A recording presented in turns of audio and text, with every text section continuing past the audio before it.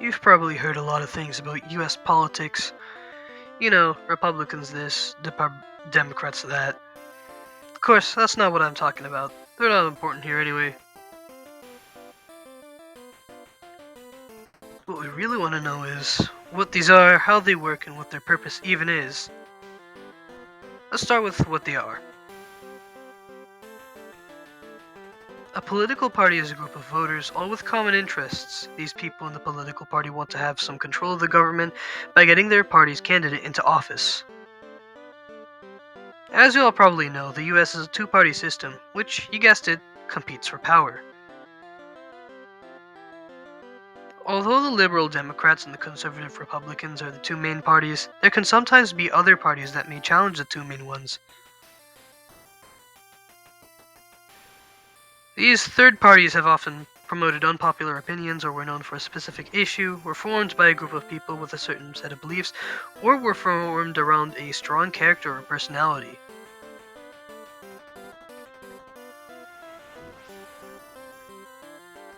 There are still a few third parties today, such as the Green Party and the Libertarian Party, though these are lesser parties, not as strong, so they usually end up not getting that many votes.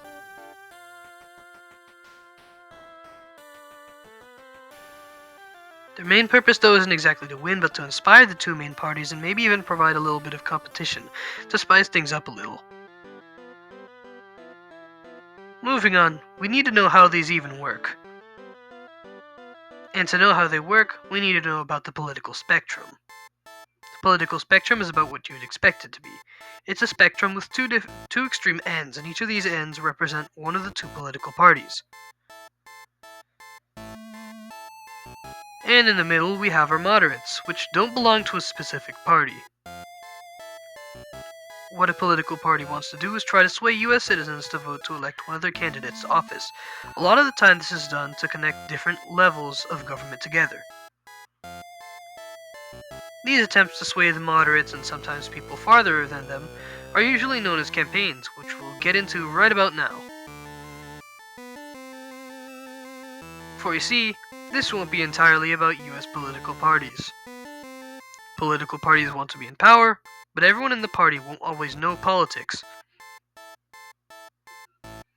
So they'll attempt to find and nominate possible candidates that can help them with their objective. Then after a general election, the candidates will be filtered down, usually to leave one remaining. Each political party has their own major beliefs and primary issues they want to tackle. This collection of issues is called a platform, and these platforms are the main way people are swayed over. The two major US parties have their own issues, but again, they're not the main focus. What does matter is the general election.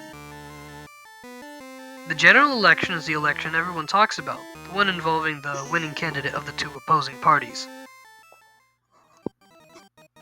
If you're wondering about whether or not any third-party candidates make it in, sadly they don't. The general election is only tailored to the two major parties, and either way the US doesn't seem to like third parties. I'll explain the general election more in depth later, since there's some more things to talk about other than it. Anyway, as expected, whoever wins the general election wins whatever role they were fighting for. You know, why? Why political parties? What's even their point? Or, well, purpose? Well, there's a bunch of reasons why these would exist. These political parties are important due to the fact that they have to do directly with the government. Not only that, but they provide an opportunity for citizens to participate in the political process, albeit minimally. But besides that, there isn't much else to go over. Well, what else do I have to talk about? Oh, right. Almost forgot these two relate to each other. So, the media. You know how it is. Not always the best at being honest. Oh, there are ways to evaluate things. Think aside. Separate facts from fiction. Identify propaganda, detect bias, and evaluate sources.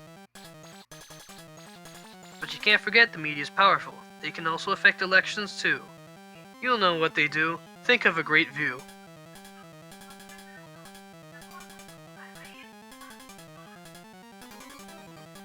Views are broadcast different views. They broadcast different views, identify the candidates, emphasize issues, and write influential materials. The media can also affect things like the public agenda or what the government focuses on and what the public thinks is important. They're also able to hold government officials accountable for their actions and other things. Although we should get back to campaigns, let's talk money.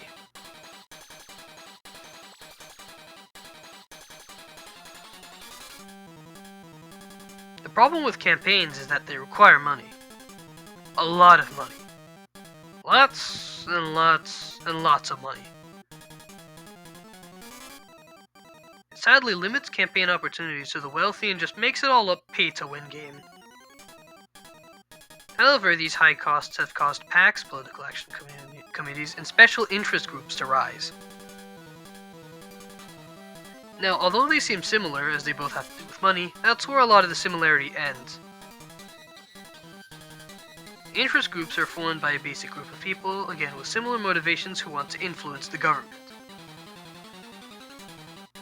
On the other hand, PACs are formed to collect money to provide support for political candidates. These both can affect and influence a lot of policies and other things.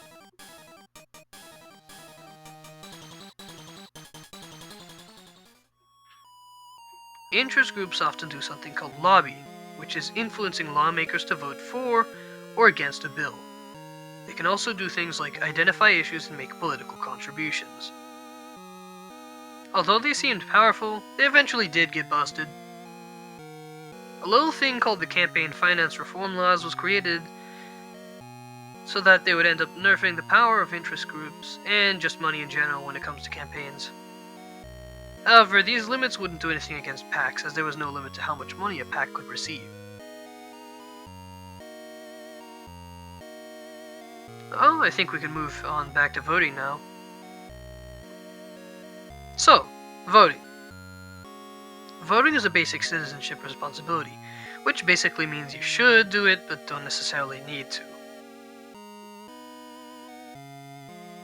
Although you need to be 18 to vote, you also have to register to vote as well.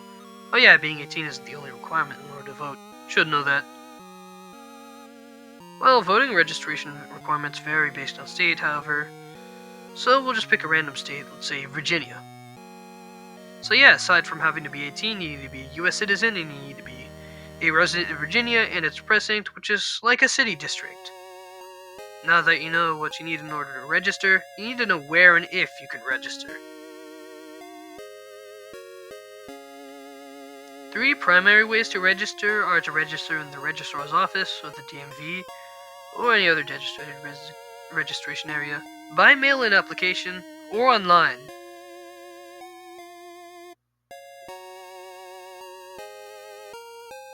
Just remember that if you actually do plan on registering, you need to make sure that you do so before the registration deadline.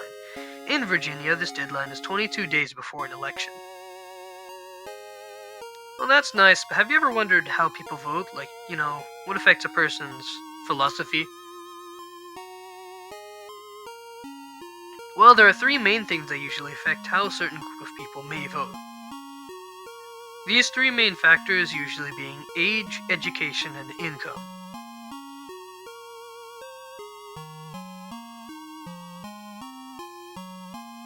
The problem is that no one really wants to vote because they're uninterested or apathetic, they forgot to register, or they believe their vote won't matter.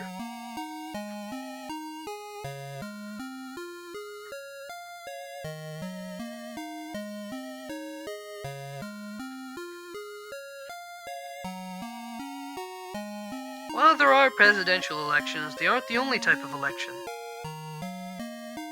A lot of the time, elections for people like the governor or the mayor are overshadowed by the much more prominent and comparatively more well-known president. In fact, a lot of the time, the percentage of people who vote is actually greater than that of these other elections for the lesser-known executive leaders. Although voting isn't limited now, it used to be way more strict as to who could vote. In fact, there were 5 amendments in the past act required to tailor voting to how it is today.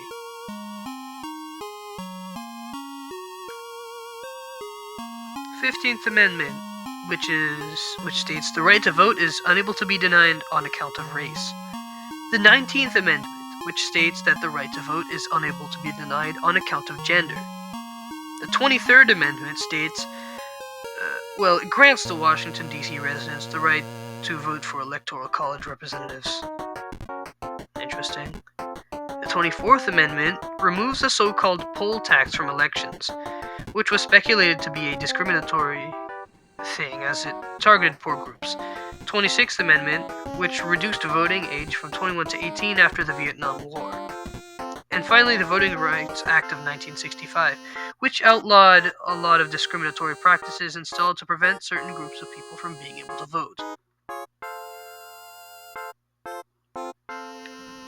There's one last thing I have to talk about, and that's the Electoral College and how it relates to voting. The legislative branch is known as many things. Congress and Electoral College are two other official names for it. Congress ties into voting a little bit, even though that's not really what I'm talking about. Anyway, it's a bicameral legislative, which means there are two houses. These houses that Congress is composed of are the U.S. Senate and the House of Representatives. There are a total of 538 legislators within Congress. The Senate has 100 members, 2 per state, and the House of Representatives has 438 members. Based on state population, at least 1 per state. In addition, these guys are the main people that decide on who gets to be president. Usually, about 9 out of 10 times, the electors will agree with either each other, the state's general political position, their own political siding, or the decisions of the citizens, and vote accordingly. A winner-takes-all system is installed by default for every state except for Nebraska and Maine. In this system, the side that wins, or the side with more electors, gets all the votes.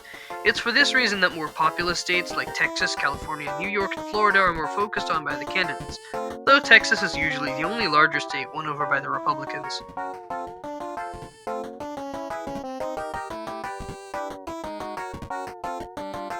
As for the two outliers, as previously mentioned, Nebraska and Maine, they get to have different electors allocate different votes. What this means is that no one wins the state, and the votes are just located accordingly. Although it is possible for the entire state to win, but that's rare due to having the ability to have votes for both parties. Oh, one last thing. A candidate needs 270 votes from Congress in order to win an election. This number favors a two-party system and is just one more than half of all the electoral votes. You have to remember the number 270. It's important. Really important.